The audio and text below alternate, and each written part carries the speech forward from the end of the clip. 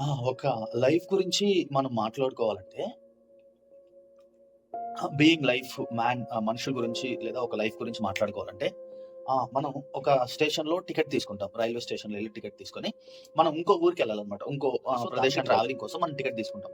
ఆ టికెట్ తీసుకున్న తర్వాత మనం ఏంటంటే, ఆ టికెట్‌ని చాలా జాగ్రత్తగా ఉంచుకుంటాం. ఎందుకంటే మధ్యలో ఒకవేళ టీసీ వచ్చినా, దానికి సంబంధించిన వాళ్ళు ఎవరైనా వచ్చినా, మన దగ్గర టికెట్ ఏదని అడుగుతారు. సో, ఆ టికెట్ ఎందుకోసం అంటే మనం అప్పుడప్పుడు చెక్ చేసుకుంటాం. ప్యాకెట్ చెక్ చేసుకుంటాం. టికెట్ ఎక్కడ ఉందని చెప్పి మనం చూస్తా ఉంటాం. వన్స్ మనం టికెట్ తీసుకున్న స్టేషన్ ఏదైతే ఉందో, దాంట్లో దిగేసిన తర్వాత ఇంకా టికెట్‌కి వాల్యూ ఉండదు. సో, ఇంకా దాన్ని యూజ్‌లెస్ అన్నమాట. అట్లనే మన కెరియర్‌లో కూడా మనం బ్రతికున్నప్పుడే ఏదైనా ఒకటి చేయాలి. ఏదైనా లైక్ అంటే బ్యాడ్‌గా గాదు. ఏదైనా మనం సాధించాలి. ఉన్నప్పుడే లైక్ అది చదువు గాని, ఉద్యోగం గాని, సంపాదన గాని, మంచి పేరు గాని, ఏదైనా సరే మనం బ్రతికున్నప్పుడు చేస్తేనే దానికి వాల్యూ.